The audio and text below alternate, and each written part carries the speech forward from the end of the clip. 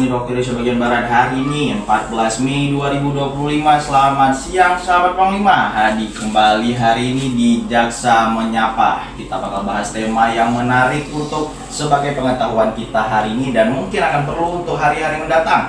Ini dia penegakan hukum yang berkeadilan mewujudkan sosok jaksa yang humanis. Bareng kita ada Bang Rizky M. Zafran SH sebagai Kasubsi 1 Seksi Intelijen Kajari Aceh Besar. Dan Bang Alfian Syahri SHMM sebagai Kasubsi 2 Seksi Intelijen Kejari Aceh Besar. Dan kita ucapkan selamat datang dan selamat mendengar juga buat sahabat Panglima di talk show hari ini di Jaksa Menyapa di 14 Mei 2025. Semoga ilmu baru bisa dapat kita bawa pulang, dan bagi yang mau katanya bisa langsung ke 08213 7171 104 dan boleh juga WhatsApp ke 0853 7332 8121. Selamat siang sahabat Panglima. Sebentar lagi segera kita akan masuk ke sesi pertama dan semoga menyenangkan untuk hari ini. Jaksa Menyapa hadir bareng kita.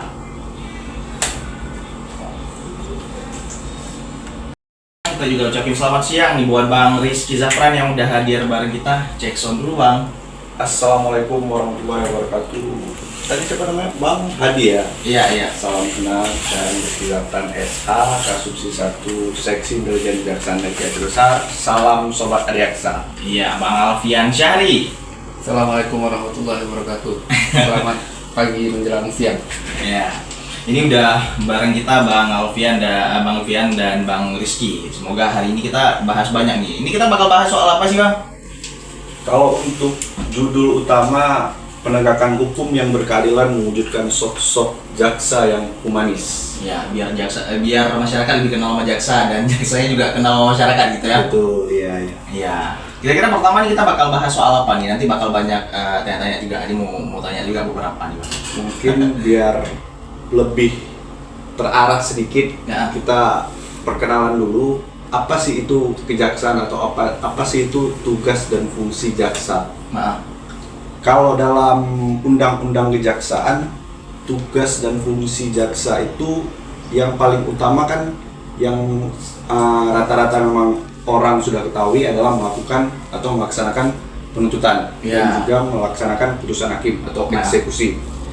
Nah, di dalam undang-undang kejaksaan itu, selain itu, kami juga diberikan kewenangan-kewenangan lain. Salah satunya seperti melakukan penyidikan untuk terhadap tindak pidana tertentu, seperti tindak pidana korupsi, pelanggaran HAM berat. Terus untuk di bidang selain pidana, ada juga di bidang perdata dan tata usaha negara, kami bertindak sebagai jaksa pengacara negara, yang mana tugasnya itu berdasarkan surat kuasa khusus. Dan di bidang ketertiban dan ketentraman umum, nah seperti ini ya, salah satu contohnya kami melakukan atau meningkatkan kesadaran masyarakat. Iya, bagi-bagi info lah Bang ini ya, supaya orang jadi lebih tahu. Ini kan kalau dari cara yang ini paling nggak orang sambil di jalan, di mobil bisa dengerin juga. Betul. Bisa dapat pelajaran yang singkat gitu ya. Ya, terus buat yang lain kira-kira karena jaksa kerjaannya kayaknya lumayan banyak, Asia negara juga diurusin kayaknya. Oh iya, itu kan sempat kita bahas juga kan di pertemuan yang sebelumnya sama Pak Kasih BB ya. Iya. Itu juga salah satu dan tugas dan fungsi kami selain melaksanakan putusan terhadap orang yang melakukan tindak pidana. Di dalam suatu perkara itu bukan hanya terhadap orang-orang aja yang terlibat, ada juga benda dan barang-barang yang ada kaitan dengan suatu tindak pidana, di mana nanti jaksa dalam melaksanakan tugasnya itu menelaah apakah barang itu nanti bakal dimusnahkan, dirampas, apalagi barang-barang yang bernilai ekonomis bisa menjadi pendapatan untuk daerah, negara, itu bakal krusial juga peran jaksa. Bang Alfian udah panas, udah pengen ngomong juga tuh. Ya. Jadi mau tanya sedikit Bang soal alurnya lah, karena ini kita contohin misalnya kasusnya perdata. Jadi jaksa bisa nangkap atau gimana sih? Misalnya ada Adi nih misalnya ada kasus di akte tanah misal pemalsuan data. Itu kira-kira yang nangkapnya polisi atau gimana? Ini kita harus belah dulu. Karena kan runut prosesnya kan panjang ya. Kalau tugas utamanya jaksa itu kan adalah melakukan penuntutan. Ya. Kalau dalam Kitab Undang-Undang Hukum Acara Pidana, yang bisa melakukan penangkapan dan penahanan itu adalah penyidik. Ya. Nah, penyidik kalau dalam perkara pidana umum itu adalah kewenangan Polri atau penyidik dari PNS lain. Oh. Nah, kalau untuk perkara pidana umum, Ya. rata-rata memang berkas itu atau perkara itu dilaporkannya ke Polri. Wah, ke Lain kepolisian. ceritanya kalau untuk perkara-perkara tindak pidana korupsi, seperti yang tadi saya bilang, Ya. kami diberikan kewenangan lebih. Kami Ya. bisa bertindak selaku penyidik, bisa juga melakukan penahanan dan penangkapan. Ah. Kalau untuk penahanan di perkara-perkara pidana umum biasa, kami hanya berwenang melakukan penahanan pada saat penuntutan. Oh, Gitu. berarti tetap melalui Polri dulu ya? Polri dulu. Iya. Oh, gitu. Terus gimana nih soal menjalankan peraturan yang mungkin di kepala masyarakat menjalankan peraturan tuh harus kaku, benar gitu? Karena kan peraturan memang udah dibentuk untuk dijalankan persis seperti yang tertulis gitu. Kalau kaku, ya yang namanya bahasa undang-undang, Iya. udah pasti kaku, Ya, ya kan? Ya, Nah, salah satu tugas kami tadi ya, untuk supaya masyarakat ini terang, ya. paham dan melek terhadap suatu bahasa undang-undang atau suatu peristiwa hukum, kami turun langsung ke daerah, turun langsung ke lapangan untuk melakukan penyuluhan atau sosialisasi. Ya, bahasa yang baku atau tindakannya itu karena ini gak berkaitan soal hukum, harus tegas gitu kan. Betul, apalagi kan kalau kita ngomong soal hukum harus dilaksanakan. Ya. Bang Alfian, segera kita masih ngobrol-ngobrol biasa aja. Dan sampai 5 ini kita udah di 11.25, kita baru aja mulai dan masih banyak informasi yang bakal bisa kita sampaikan. Ingat materi kita hari ini, penegakan hukum yang berkeadilan, mewujudkan sosok jaksa yang humanis. Masih banyak yang mau dibahas, jadi tetap stay tune di 104 mm. Masih ada Bang Alfian yang masih ready bareng kita, belum ngomong nih, sebentar lagi Bang Alfian bakal masuk. Selamat siang. Yes.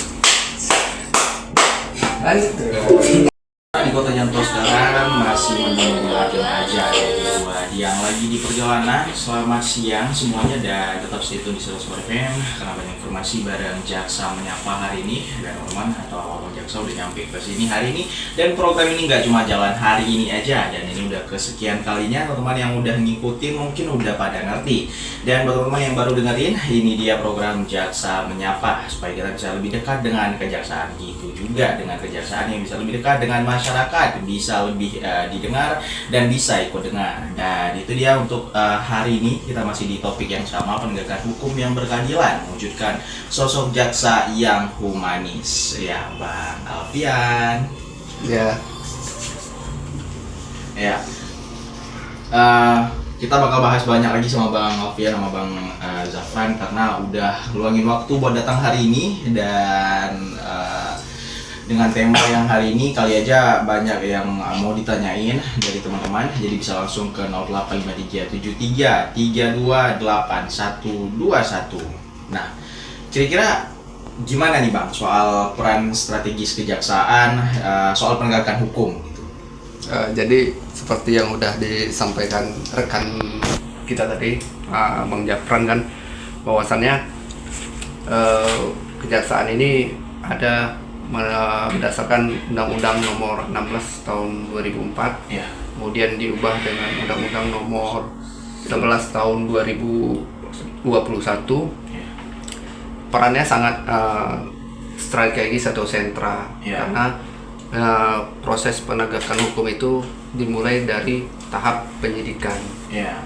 Penyidikan mulai dari pihak penyidik, dalam hal ini kepolisian. Ya. Kemudian setelah berkas perkara atau lengkap itu akan dilimpahkan, kemudian lengkap atau P21, Ya. maka tersangka dan barang bukti akan dilimpahkan ke kejaksaan penuntut Ya. umum. Itu tahap 2. Nah, disitulah kita jaksa ini akan melakukan penuntutan berkas perkara. Tersangka akan dibawa ke persidangan, Ya. ke pengadilan. Kemudian setelah proses persidangan mulai dari pembacaan dakwaan, saksi, tuntutan dan seterusnya, sampai akhirnya nanti perkara itu diputus oleh hakim di pengadilan. Nah, setelah diputus oleh hakim berkekuatan hukum tetap atau inkrah, biasa kita bilang, nanti apa yang udah diputus itu dalam putusan itu akan dilaksanakan eksekusinya oleh jaksa.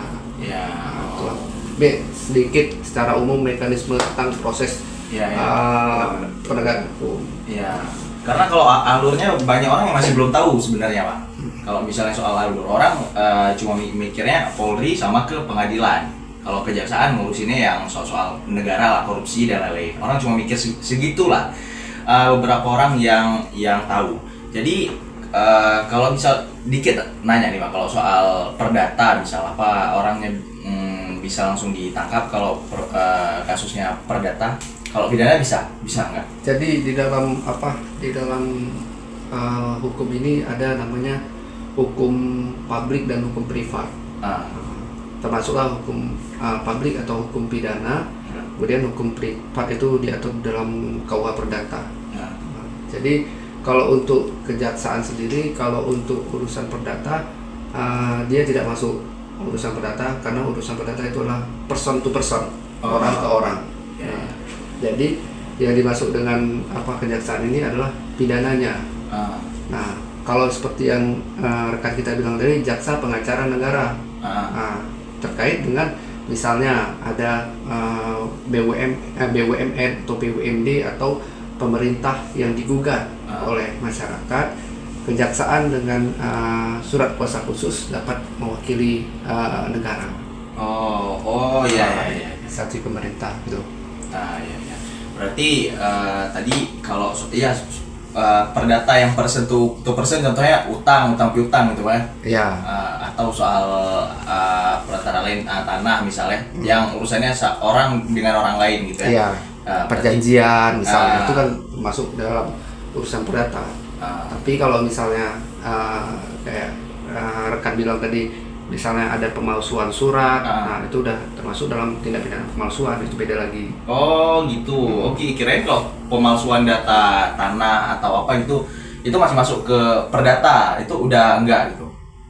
Nah itu tergantung case-nya. Tergantung case-nya. Tergantung case-nya, gimana case-nya. Tapi kalau misalnya udah pemalsuan dan udah surat palsu, nah itu udah masuk ke dalam tindak pidana pemalsuan. Kalau misalnya terkait perjanjian beli tanah belum dibayar, itu kan masih perdata. Gitu.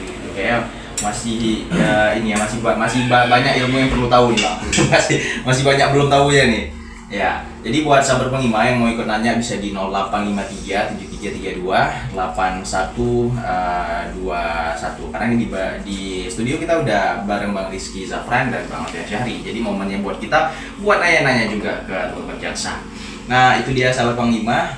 Mungkin beberapa sesi lainnya kita juga perlu ngasih tahu bahwa sebenarnya jaksa ini diharapin nggak cuma jadi penuntut umum dalam beberapa kasus, tapi juga penjaga nurani keadilan. Jadi bisa bilang penengah nggak sih?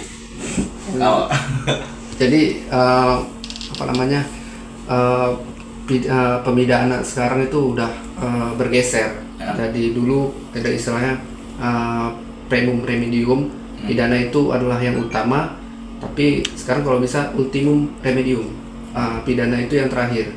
Jadi sebisa mungkin kita pidana itu adalah jalan terakhir, sesuai dengan amanat Jaksa Agung juga dengan program restoratif justice. Jadi misalnya bahwa sebenarnya jaksa ini diharapin nggak cuma jadi penuntut umum dalam beberapa kasus, tapi juga penjaga nurani keadilan. Jadi bisa bilang penengah nggak sih? Jadi pemidanaan sekarang itu udah bergeser. Jadi dulu ada istilahnya primum remedium, pidana itu adalah yang utama, tapi sekarang kalau bisa ultimum remedium, pidana itu yang terakhir. Jadi sebisa mungkin kita pidana itu adalah jalan terakhir, sesuai dengan amanat Jaksa Agung juga dengan program restoratif justice. Jadi misalnya ada seorang yang dipukul oleh temannya sendiri atau masalah apa, jadi tibalah di kejaksaan sampai proses penuntutan. Apabila si korban memaafkan, misalnya memaafkan atau memang hubungan yang erat, jadi dengan proses pemaafan itu penghentian penuntutan berdasarkan keadilan restoratif, perkara itu bisa kita hentikan. Oh ya, bisa mungkin nggak perlu ada yang lanjut, yang nggak perlu ada pidana lain, Ya, tapi syaratnya memang kedua pihak itu harus berdamai. Dan ini juga memang di Aceh ini juga ada kanun Aceh tentang adat istiadat. Ada sekitar 13 atau 18 perkara yang dapat diselesaikan di tingkat kampung. Jadi misalnya pencurian ringan, perkalian, warisan, kalau saya tidak salah, apabila terjadi bisa diselesaikan di tingkat kampung, maka perkara tersebut tidak akan naik lagi ke proses persidangan. Oh iya. Berarti ini sesuai arahan sama Bapak Kejagung juga, Pak? Di Kejaksaan RI, kalau misalnya minta RJ ini supaya lebih booming lagi, biar permasalahan nggak perlu nyampe ke pidana gitu ya. Jadi buat sahabat Panglima, sekali lagi diulangin buat 0853 7332 8121, kita bisa langsung nanya ke situ, Pak. Bentar lagi dia bakal buka nomor WhatsApp-nya, kita bakal bacain satu persatu pertanyaannya, dan itu dia pertanyaan buat Muhammad Jaksa di sini. Sebentar kita bakal istirahat sebentar dan bakal kembali lagi 2 menit aja, boleh nggak? Boleh dong. 2 menit waktu Indonesia bagian Barat. Selamat siang sahabat Panglima. Dan kayaknya kita harus bahas soal konsep keadilan berkeadilan, Bang Safran dan Bang Alfian siang hari ini. Bang Alfian udah jelasin banyak soal peran dan alur kasus, gimana penanganan dan peran kejaksaan di situ. Dan kita perlu bahas soal konsep keadilan dan berkeadilan nih, karena sesuai juga dengan topik kita hari ini soal hukum berkeadilan. Jadi penting buat kita tahu. Gimana Bang Safran? Kalau kita ngomong keadilan itu kan bagi tiap orang mungkin diartikan secara yang berbeda-beda. Nah, di sini kami sebagai jaksa, yang tadi kayak rekan saya bilang, mulai dari penyelidikan, penuntutan sampai putusan, itu kan seorang jaksa itu terlibat dari awal sampai akhir, bahkan sampai di eksekusi atau dilaksanakan putusan hakim tadi. Nah, peran kami di sini sangat sentral. Kenapa? Untuk memastikan keadilan itu dirasakan oleh semua pihak, bukan hanya ke yang berperkara saja, tapi juga bagi masyarakat yang melihat. Nah, kalau kita ngomong keadilan kan dia ada keadilan yang formil, yang sebagaimana tertulis, ada juga yang substantif, yang memang dia tidak tertulis, tapi dia bisa kita lihat dari segi lingkungan, ekonomisnya, sosialnya, budaya seperti apa. Nah, untuk memastikan keadilan itu dirasakan oleh semua masyarakat, nah seorang jaksa itu harus bisa menggabungkan keadilan formil dan substantif tadi. Itu. Yang utama tuh formil, karena udah harus jalan seperti yang tertulis gitu. Kalau kita ngomong untuk kepastian hukum harus formil. Tapi kalau kita ngomong untuk keadilan, jadi tujuan hukum kan bukan hanya keadilan kepastian, tapi ada juga manfaatnya. Makanya di beberapa kasus sosial tuh penting kadang-kadang. Betul. Oh gitu. Jadi beberapa kasus ringan, misal, atau kayak Bang Alfian bilang tadi, kasus pencurian itu kalau bisa diselesaikan di ultimum remedium dari kan kita tadi pengertian adalah yang jalan paling terakhir. Itu salah satu perintah Jaksa Agung, di mana kami sebagai jaksa, begitu Polri atau penyidik menyerahkan berkas perkara, kita menilai apakah perkara ini bisa nggak kita selesaikan di luar pengadilan tanpa harus sampai ke penuntutan. Kalau memang bisa, kita harus upayakan. Kalau sudah diupayakan terjadilah perdamaian antara kedua belah pihak tadi, antara pelaku dan juga korban. Nanti bakal kita gelar perkara ke Kejati, ke Kejagung, nanti baru keluar surat ketetapan penghentian penuntutan. Ya. Tapi kalau misalnya kasusnya ini kan keluarga sama keluarga, ini contoh nih Bang ya, pembunuhan lah. Itu masuknya Kalau untuk pelaksanaan RJ ini ada syaratnya. Syaratnya itu pidana minimalnya 5 tahun. Berarti untuk ancaman pidana yang lebih dari 5 tahun itu tidak bisa kita upayakan untuk RJ atau diselesaikan melalui penghentian penuntutan berdasarkan keadilan restoratif, itu tidak bisa. Sama kalau untuk pencurian dia harus nominal di bawah 2.500.000 rupiah gitu. Jadi ada syaratnya. Jadi ketika perkara itu masuk, kita lihat ini masuk syarat untuk kita upayakan selesai melalui RJ. Kita sebagai jaksa dengan perintah jaksa agung tadi harus mengedepankan tadi, selesaikan dulu. Coba dulu kita dekati kedua belah pihak tadi, korban dan pelaku. Kita upayakan perdamaian. Kalau memang mereka mau, baru kita laksanakan RJ. Berarti sebenarnya untuk kasus-kasus kecil kayak Bang Fian juga bilang tadi di masyarakat yang terjadi lah di beberapa desa, soal pencurian dan lain-lain atau pertikaian biasa gitu kan. Betul. Itu harusnya bisa diselesaikan dengan RJ tadi Bang ya. RJ tadi. Harusnya itu masyarakat nggak perlu takut soal hukum, karena kan selama kita nggak melanggar atau ya pertikaian-pertikaian kecil, hal-hal kecil kayaknya bisa kita selesaikan dengan bisa diselesaikan. Misal nih kalian, kita lah pribadi, Hadi sama saya, misalnya hari ini ada cekcok mulut, kalau misalnya bisa maaf-maafan hari ini kan nggak perlu sampai berperkara di pengadilan gitu. Berarti sebenarnya itu program yang ini ya, kalau kita mau mengedepankan itu sebenarnya jadi lebih bagus, karena masyarakat nggak ngelihat setiap kasus harus masuk penjara, harus panjang prosesnya kan, nggak melulu harus gitu Bang, bisa restoratif justice. Karena tadi udah perubahan pandangan tadi. Kalau bisa pidana itu adalah jalan paling terakhir.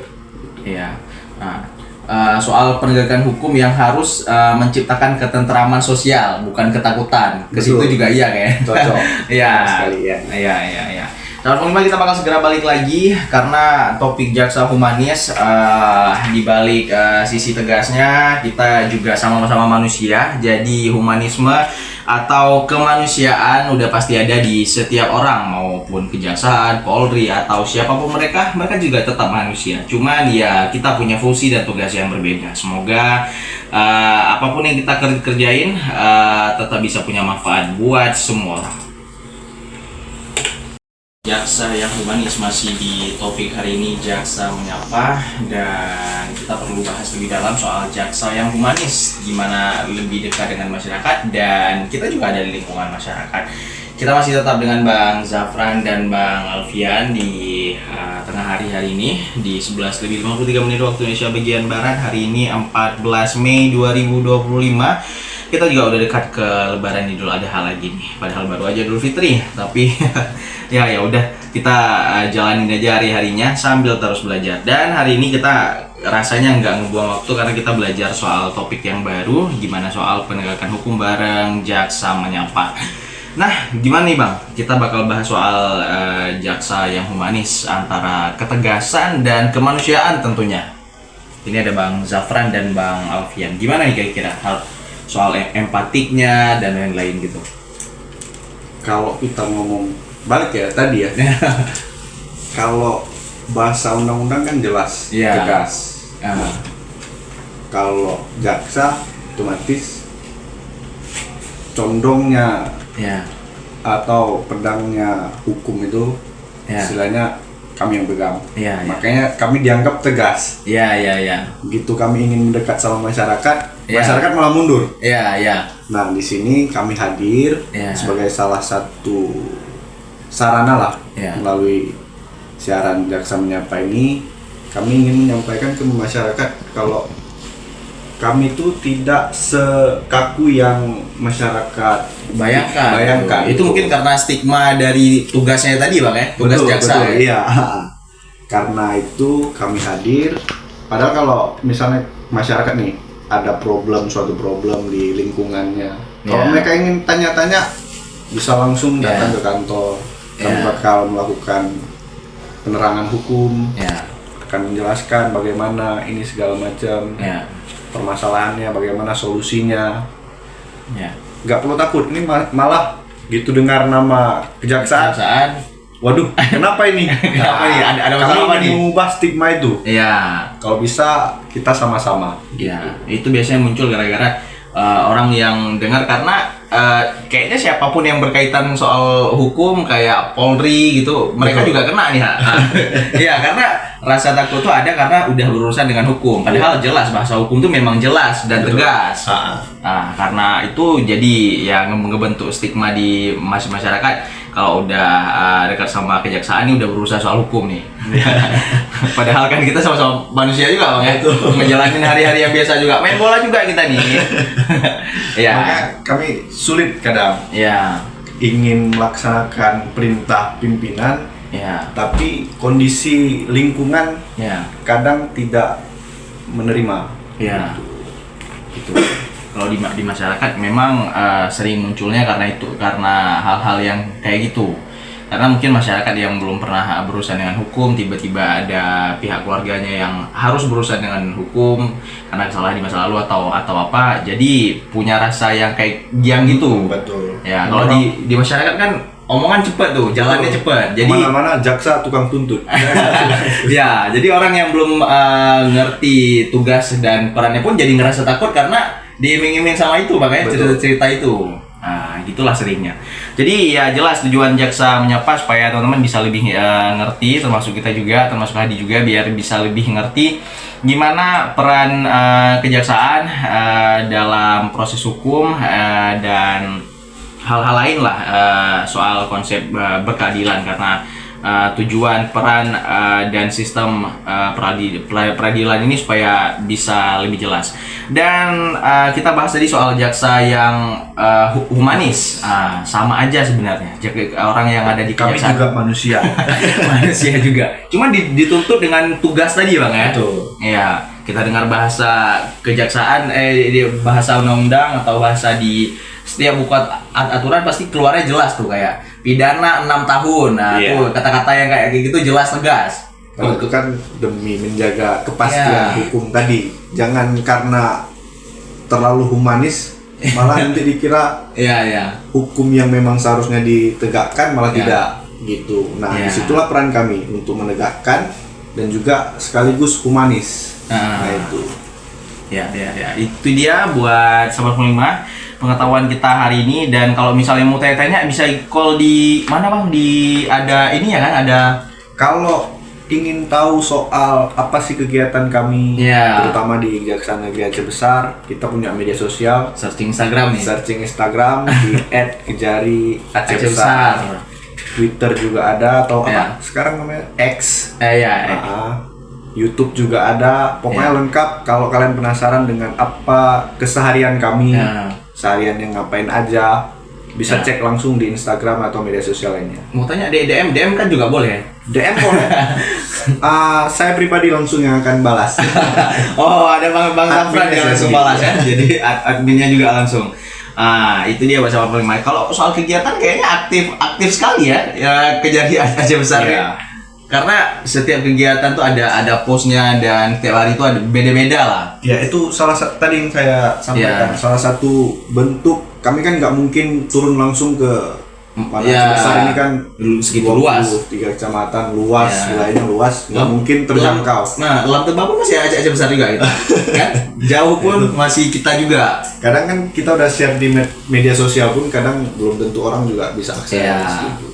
Ya, tapi Tapi kan segala upaya yang bisa kita lakukan untuk bisa ya supaya masyarakat lebih mudah tahu lebih gitu ya. mudah tahu, lebih gampang ini segala macam, Ya. itulah semua kita lakukan. Ya, di X masuk semua, masuk TikTok ada, semua ada Bang.